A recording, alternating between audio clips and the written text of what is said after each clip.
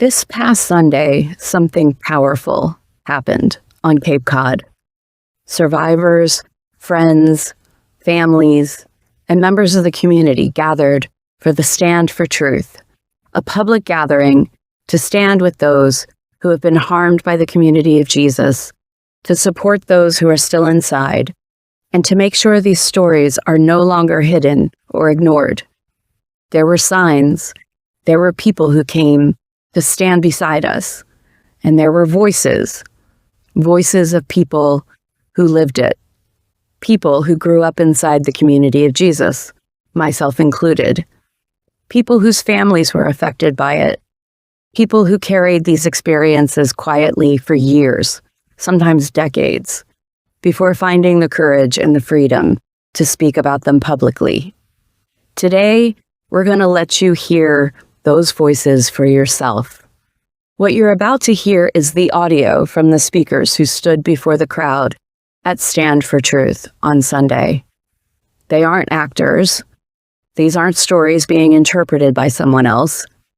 These are people telling you, in their own words, what happened to them and what those experiences have meant in the years since.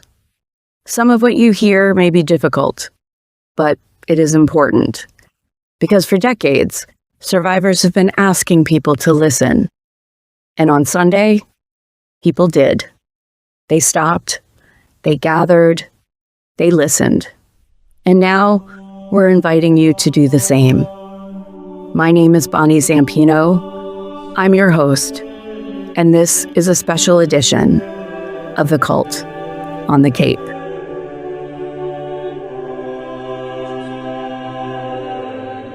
Good morning. My name is Laura Gill. I'm a friend and an ally of Rock Harbor Truth. I've walked and listened, ridden on the 4th of July float, learned from Bonnie's amazing podcast and the truth that it has revealed. That's what I want to talk about today. Voice, which I hope you can hear. I know something about silence, and I know something about what happens when silence breaks. When I was young, a man molested me. For years, I didn't say anything. I thought I had to carry it alone, but I didn't. Years later, I testified, not alone, but with 4 other survivors of this man's abuse. 5 voices instead of 1. That man is in prison now for 43 years.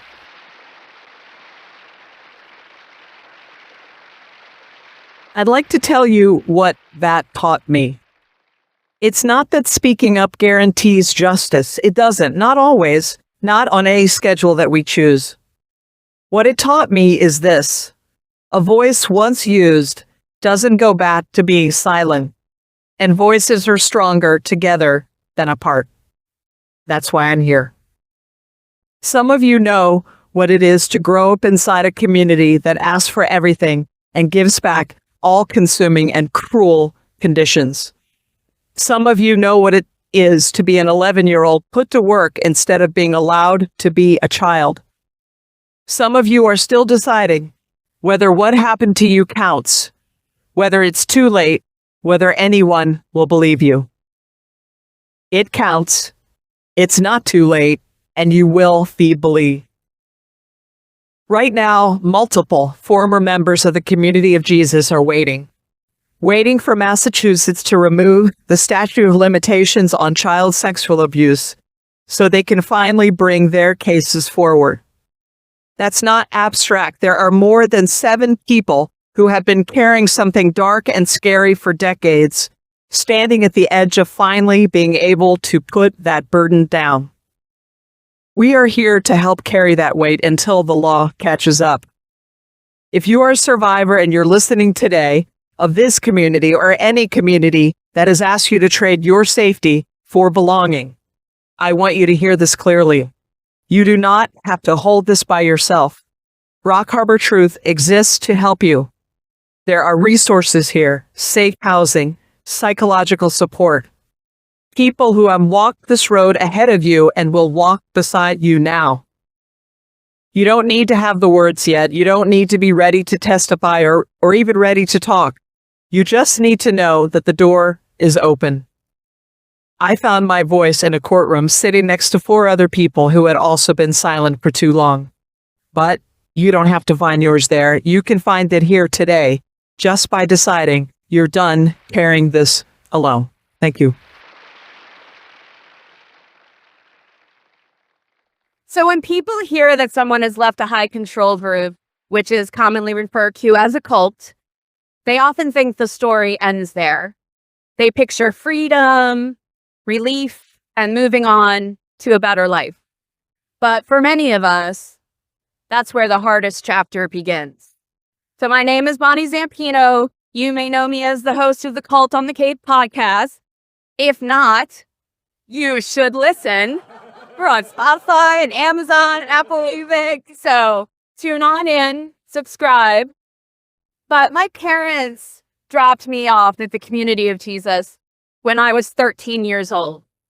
And it was supposed to be for the summer, but instead I spent the next 3 years there. So during those years, I was kept in a basement, denied food, forced to work without pay, denied sleep, moved multiple times, subjected to virginity exams, and constantly told that I was a horrible sinner who would never be able to be good enough for even God's love. When I was 16, my parents brought me home. And people hear that and they think, good, she got out. But I didn't really get out. My parents had been working with the mothers during the years that I was at the community. They established their own community in Maryland, built with the same framework as the Community of Jesus. And that's what I was taken home to. So not only did I simply move to a different geographical location within the same structure, but the formation of the past 3 years moved with me too. The beliefs about my unworthiness, the knowledge that God would never be happy with me, the fear of being called out, shamed, punished, and rejected for something as simple as a facial expression, those were my constant companions. I was 16 years old, and my nervous system was completely shot from my experience of the Community of Jesus. I could never get enough sleep. I desperately wanted approval all the time from everyone. I had an exaggerated startle reflex, and my hands and my body shook most of the time.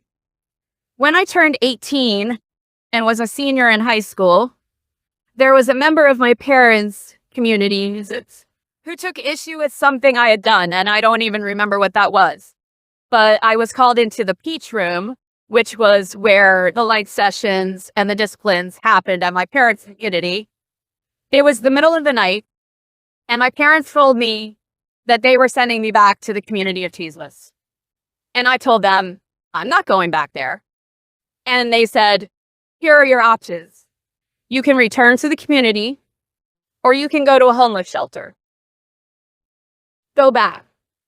Go back. Where I would become the nun I had been being groomed to be at the time that I left and lose everything. Or I could go back and lose everything anyway. I chose the homeless shelter.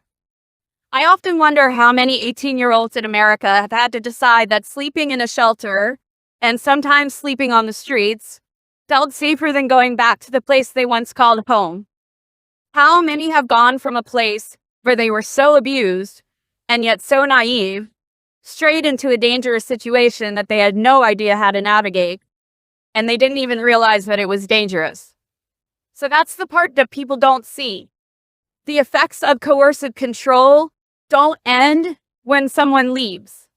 Those effects follow you into your relationships, into your education, into your work, into your ability to trust, into the sense of who you are. For me, I dated and married abusers. The Community of Jesus taught me that the way to be loved was to allow myself to be abused, devalue myself, and then try harder to gain approval. I did finish my senior year of high school while I was homeless. I did a work-study program, then I was at school through lunch. I had no food, so I would sit in the cafeteria at tables with kids I didn't know and ask if I could eat whatever was left on their tray before they threw it in the garbage. My parents did not attend my graduation, and I didn't finish my bachelor's degree until 2015, after starting and stopping multiple times over 30 years.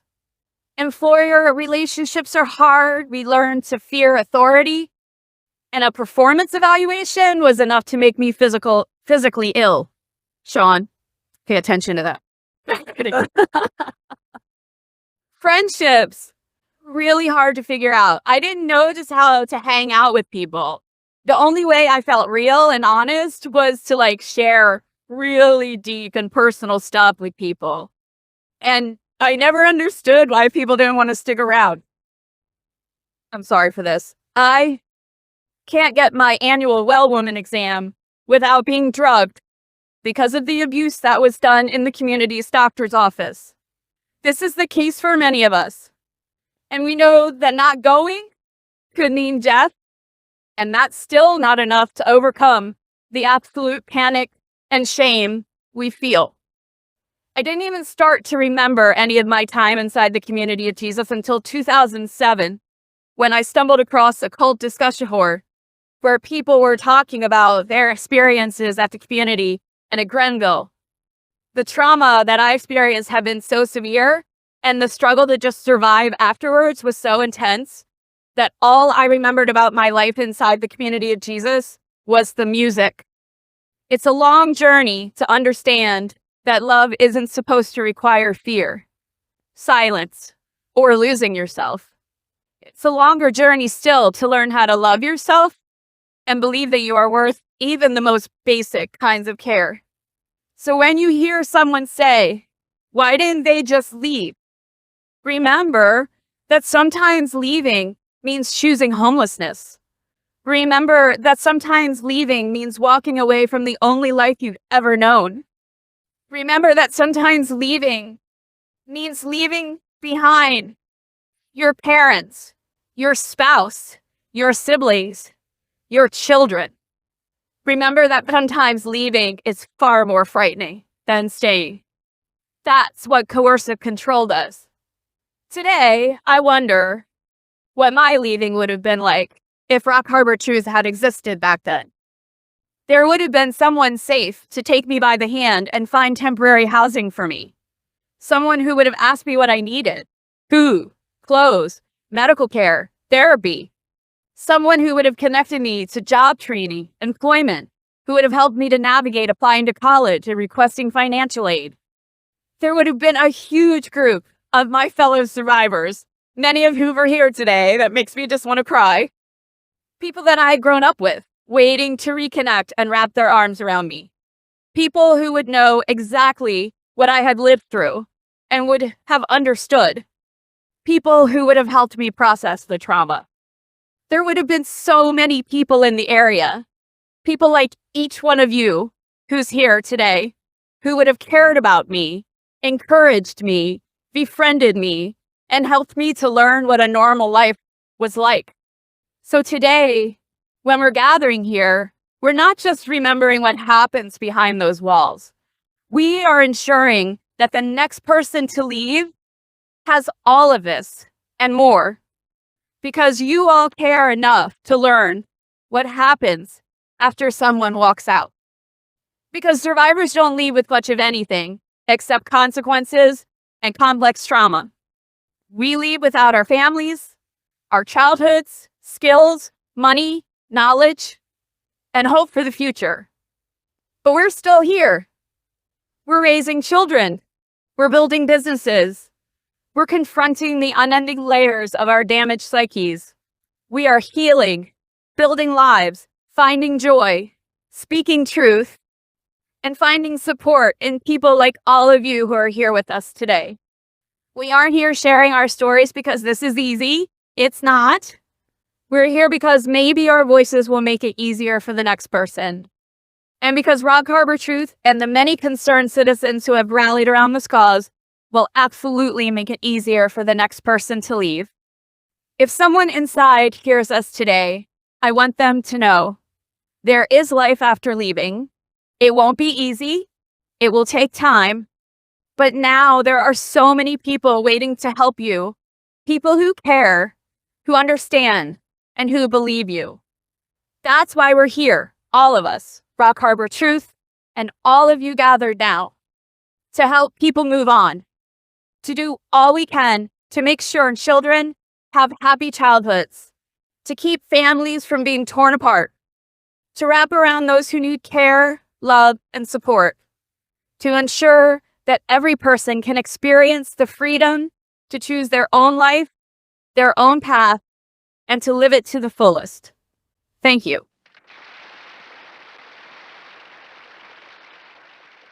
Bonnie ended hers. Coincidentally, I started mine. Why don't you just leave? I've seen it in social media posts. Why don't people just leave if it's so bad? Well, it's true there's no brick wall, barbed wire surrounding it, but in a high control religious environment with constant manipulation, psychological, emotional torture, and physical abuse, the wall is psychosocial. You've been erased, cut off, you're nobody. First, thank you to all mental health professionals. Without you, I would not be alive today. So then back to how my family got here. I had a nice family in Connecticut till I was 9. Kay and Judy, the leaders, the women leaders, had been visiting our church. Local church groups had been sending people to COJ retreats. My dad's friend decided to move here. The family was from an extremely high social stratum, maybe influenced Dad's decision, but he bought a house later named Gennesret. I was 9, middle of my 4th grade. They lined up kids and the girls and just chopped off all her hair. That's what they did. And Orleans elementary girls just bullied me really badly. Soon, another family was in our house. I don't know who. Anyway, now it's not our family. It's a conglomeration with other people, weird teachings, weirdness, and zero free time, zero playtime, every moment scheduled. It wasn't all horrible. There was times of like summer camp when we're working in a garden or taking care of the goats. But soon I found myself in a different house. I don't know how I went to this other house. I've learned trauma erases memories. So this other family, I don't know them. They don't know me or seem to care about me. One good thing, they had horses and I learned to ride after many times getting bucked off a horse who happened to be named Buck. And their daughter and I rode bareback, galloping on sand flats at sunset. Amazing. But we were not friends. Nobody was friends here. Also in that house was a really, really scary, mean lady, yelling and screaming behind closed doors for hours at a younger woman, at the devil. I don't know. I was terrified. And as of now, I never saw my family. Then I experienced shame sessions. They call them light sessions. Bring your sin into the light. At 9 years old, I'm singled out and told, you're in sin. Self-pity, jealousy, anger, facial expression, whatever. They badger you until you're broken, crushed, hysterical, begging for forgiveness. Yes, I'm horrible, evil. Then they give you hugs, give you love. That's the only time you get hugs or love. Think of Pavlov's dogs. That's all I'm going to say. So Pavlov's dogs, you learn, at the age of 9, separated from family and everything familiar, to be accepted and loved, you have to be broken in hysterics, begging for forgiveness. And by the way, they call this true Christianity, which of course it is not. So I remember crying myself to sleep. Why am I here? Where's my family? But quietly, otherwise they'd call a shame session and tell me, you're in a sin of self-pity. So I cry quietly. Age 9, 10, 11, 12, be quiet, go along with it. One day my dad comes home from his job, trash collecting. He'd left a nice job in suburbia to move here, willing to just be a trash collector, but he found his kids were not in his house. They were moved. He says to my mom, Joy, Kay and Judy had told Mom to change your name. I've heard cults do this to erase identity. They said, you have self-pity, so change your name to Joy. So Mom obeyed. Obedience was supposedly the highest way to be close to God. Dad says, Joy, let's leave. They can't take our kids away. But Mom was sadly so convinced the place was good, she refused. And her so-called friends, at least now the only social supports around her, they all said it's evil to leave, it's a sin. But Dad knew taking kids away from parents is not okay. I'm sorry, I'm so nervous. He kept trying to convince Mom to leave.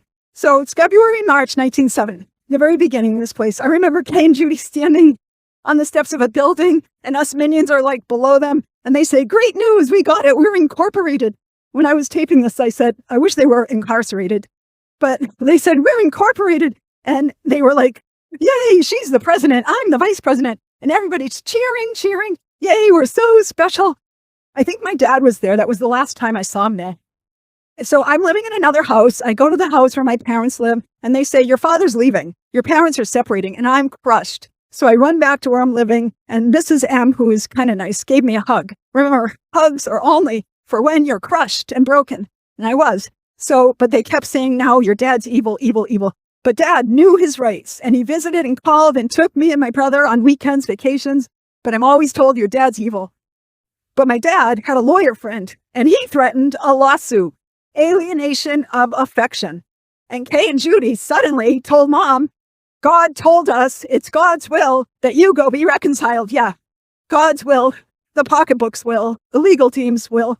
Anyway, Mom obeys, not because she loves Dad. She obeyed Kay and Judy. Not a good basis for marriage, so the marriage did end. But before we left, and when I'm 12, I'm living in a house with my brother, my mom, and I'm getting physically spanked, assaulted, with my pants pulled down, exposed by a strange man in front of a room full of mixed gender people, mixed age people. My brother was assaulted too. It was just a normal thing that would happen there. Once I looked at my butt in the mirror, totally black, black and blue, black. I wish I knew about calling DSS. I've heard of much worse abuse happening to others. But yeah, we were physically abused, psychologically abused, shame sessions, saying you're nothing. We drove away in the middle of my 7th grade, traumatic, sneaking away, feeling like a criminal. No goodbye, but the leaders like you to do it that way. Silent. So Mom still listens to the teaching tapes and calls for advice. And Dad's like, how can you believe that crap? So they eventually divorce, which includes Dad paying for Mom to get training, job training. And she chooses Cape Cod Community College for nursing. I had had a nice summer camp, like Outward Bound. And Mom picks me up and says, we're moving back. I'm like, what the Now it's my senior year. And she's like, I put it before, bud, but if I get into 4Cs, it's far too well for me to go back. And I'm like, who doesn't get into 4Cs? But it's nice to meet you from high school. Then I'm like, you're going to go back now? I've made friends at grades 8 to 11. She has been sending me back every vacation when I'm not with Dad. I'm still getting the shame sessions. But to actually move back now? They didn't ask Mom to move back. I asked them, saying, they don't want her. She's treated badly because she's now she's treated very badly. She had to rent a house down the street. I go to Nassau with 2 other Trinity kids, not Trinity kids, but we're not friends. No of these friends. No time to hang out. Every moment told where to go, what to do. Unpaid labor. I feel like if we're going to live here, I want to be in the inn club, not a reject down the street. So they let me sleep in the dorms. Now I know they probably just wanted me for free labor, but I sleep in the dorms by the chapel where retreat goers sleep. I'm supposed to make the beds, clean the toilets, and then I don't clean the beds perfect enough. So they say, your punishment is to go back to live with your mom. Nice way to build up kids. Anyway, I graduated high school. I start working at Watson's clothing store. Young women were not harsher than college. A colleague said, let's work at the bank, better pay. So I go to work at the bank. This young man there, he had recently had a born-again experience. And he said to me, you live at that place. What did he do with all that money? He could see all their money. Share the gospel, help the needy. And I said, well, they put on Gilbert and Sullivan days, and they have a band and a choir, and they travel the world. Is that sharing the gospel? Which, of course, it is not. And it's not helping anyone except for their pockets, with all the money they need. So the bank guy asked me, why don't you call your dad? He's remarried, lives in Bourne, asked to live with him. So I did. And I got a car loan, a used car. Secretly, I packed in Mom's attic. I tell her the night before because I'm afraid of those community people. They beat me before. They might beat me again. So I tell Mom the night before I'm leaving. She's crying. She calls community people. In minutes, a bunch of them are in her kitchen yelling at Mom, saying, you're in rebellion. That's why Kathy's in rebellion. But I get out anyway. The bank guy and I start to date, but not full on. I don't want to be a churchgoer with him. Eventually, I take off for the West Coast. Lots of self-harm to the extreme I won't get into. But when you're taught you're nothing, you don't matter, then you think you don't matter. The place destroyed my family. PTSD has followed me. You're obliterated. You're always told you're crap. I'm so thankful, again, for mental health workers, for teachers who pay attention to kids who might be harmed. Thank you to all of you who are here right now. Helping those who have left. And anyone still inside, look for the helpers, to quote Mr. Rogers. If you're traveling with us as we share these stories, please like, follow, or subscribe wherever you listen to podcasts. To learn more about Rock Harbor Truth, visit us at www.rockharbortruth.org. There you'll find survivor resources, educational materials, our latest news, and ways to support this work. Rock Harbor Truth is a nonprofit organization, and every tax-deductible donation helps us continue educating the public, supporting survivors, and bringing the stories to light. Brought to you by Rock Harbor Truth, I'm Bonnie Zampino. Thank you for listening as we continue telling the story of the cult on the Cape.